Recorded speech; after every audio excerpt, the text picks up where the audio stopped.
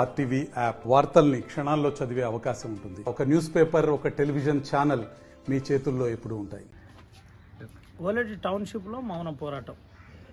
తన గతంలో మ్యారేజ్ చేసుకొని మోసం చేశారని నేరుగా గోలేటి టౌన్షిప్లో ఇంటి దగ్గరికి వచ్చి మౌన పోరాటం చేస్తున్నారు. నా భర్త నాకు కావాలి అని చెబుతున్న పరిస్థితి. అంతోపాటు శ్రీకన్య అలియా సోఫియా ఉంది. ఒకసారి మాట్లాడిద్దాం. అసలు ఎందుకోసం హైదరాబాద్ నుంచి ఇక్కడికి వచ్చేసి పూర్తిగా మౌన పోరాటం చేస్తుంది తెలుసుకునే ప్రయత్నించారు. అక్క ఏం జరుగుతుంది అసలు, ఎందుకు మౌన పోరాటం చేస్తున్నారు? అంటే నా హస్బెండ్ నన్ను లవ్ మ్యారేజ్ చేసుకొని మతం మార్చి అన్ని చేసి లాస్ట్కి నన్ను మోసం చేసి వేరే పెళ్లి చేసుకున్నాడు. సో నా హస్బెండ్ కోసం నేను ఇక్కడ వచ్చి పోరాటం 9 years అవుతుంది. 2015లో మ్యారేజ్ అయింది మాకు. 2018 వరకు కలిసి ఉన్నాము. 2019 ఎండింగ్లో వెళ్ళిపోయిండు. కేసు ఫైల్ చేశాను. తర్వాత కేసు నడుస్తుంది ఇప్పటికీ కూడా. అయినా నేను వెయిట్ చేస్తున్నా కూడా ఇప్పుడు వేరే పెళ్లి చేసుకున్నారు. అది మా అత్త మామ వీళ్ళ దగ్గర ఉండి పెళ్లి చేశారు. సో వాళ్ళు నాకు యాక్సెప్ట్ చేశారు కదా, ఎట్లా పెళ్లి చేస్తారు? నేను అదే అడుగుదామని వచ్చాను ఇక్కడ. ఇప్పుడు ఇక్కడ ఎవరు లేరు, ప్రజెంట్ మా మామయ్య ఉన్నాడు. సో ఇప్పుడు మా అత్తమ్మ ఆయనను చేసుకున్న ఆమె వీళ్ళందరూ వస్తే మాట్లాడి నేను ఇక్కడ ఉండిపోదామని వచ్చిన, అంతే.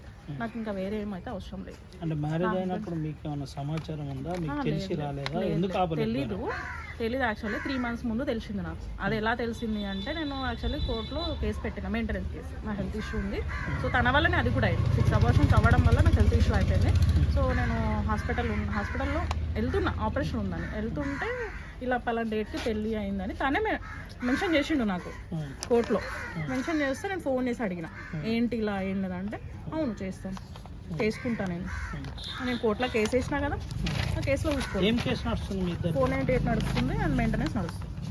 అయితే అది నడుస్తున్నా కూడా పెళ్లి చేస్తున్నాడు. సో నా కేసు జరుగుతున్నప్పుడు మీరు వచ్చి ఇంటి దగ్గర కూర్చుంది ధర్నా వచ్చాను. నేను ఇక్కడ ఇంటికి రాలేదు.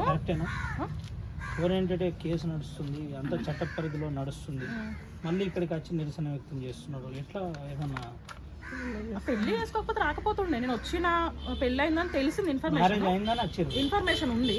అయితే అది కరెక్ట్గా నా దగ్గర ప్రూఫ్ లేదు. సో నేను ఇక్కడ మన రెబ్బన్ పోలీస్ స్టేషన్కి వచ్చి కంప్లైంట్ చేసిన. వాళ్ళు ఆయన మా మావయ్య కూడా వచ్చాడు, మాట్లాడాడు. లేదు కన్ఫర్మ్గా అని చెప్పాడు. సో వాళ్ళు ఎంక్వైరీ చేపిస్తామన్నారు. సరే అని వెళ్ళిపోయినా. వాళ్ళు ఎంక్వైరీ చేయించలేదు. నాకు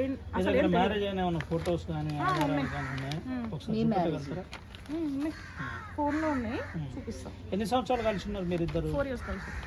ఇప్పుడు ఏమంటున్నారు మరి మీ అత్త మామ కానీ? వాళ్ళు ఎవరు లేరు. మా మామ ఒక్కడే ఉన్నాడు కదా. ఆయన ఏమంటున్నాడు, మా కొడుకు ఇప్పుడు రాడు, రేపు వస్తాడు, మా కొడుకుకి ఆమెకి సంబంధం, మాకేం సంబంధం అన్నట్టు మాట్లాడుతున్నారు. యాక్సెప్ట్ చేసే కదా నా దగ్గరకు వచ్చిర్రు. ఇప్పుడు వాళ్ళు కూడా నాకు ఆన్సర్ ఇవ్వాలి కదా. ఆన్సర్ ఇచ్చి నన్ను యాక్సెప్ట్ చేసి చేసి ఇప్పుడు వేరే అమ్మాయితో పెళ్లి చేశారంటే నేను ఎట్లా యాక్సెప్ట్ చేస్తాను? నేను అందుకే ఇక్కడ డైరెక్ట్ వచ్చేసిన. నా హస్బెండ్ ఉన్న దగ్గరికి పోవాలనుకుంటే నేను ఎప్పుడో పోతున్నాయి కదా. మరి ఆయన వాళ్ళ కూతురికి పెళ్లి చేసిండు, అయిపోయింది. ఇప్పుడు కొడుకుకి పెళ్లి చేసిండు. ఏ విధంగా పెళ్లి చేసిండు? నీ కొడుకే నీకు అక్కర్లేదని వదిలేసారు కదా. మరి ఎట్లా పెళ్లి చేస్తారు మీరు? నేను అదే అడుగుదామని ఇక్కడికి వచ్చిన. ఇప్పుడు నా ప్రస్తుతానికి అయితే నా మావయ్య ఒక్కడే ఉన్నాడు, ఇంకెవ్వరు లేరు. వాళ్ళు వచ్చే వరకు ఇక్కడే ఉంటా. న్యాయం జరగాలి అంతే. అంతిమంగా ఏం కావాలనుకుంటున్నా? నేను నా హస్బెండ్తో ఉండాలి. నా హస్బెండ్ కావాలి నాకు. నా హస్బెండ్ కావాలనే నేను కేసు పెట్టిన.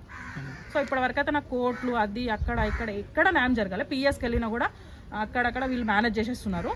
గద్వాల్లో పెట్టినా అక్కడ మేనేజ్ చేశారు, హైదరాబాద్లో పెట్టినా అక్కడ మేనేజ్ చేశారు.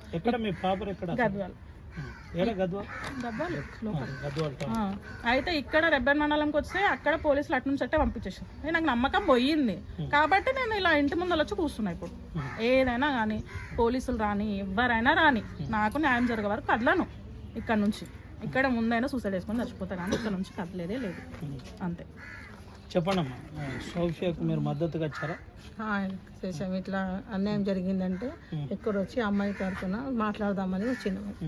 ఏంటి మరి ఇప్పుడు వాళ్ళ కుటుంబ వాళ్ళు ఒక్కరు అంటున్నారు, మా కోడలు కాదు అంటారు. కేసు నడుస్తుంది, ఎందుకు వచ్చింది అనేది అడుగుతున్నారు వాళ్ళు.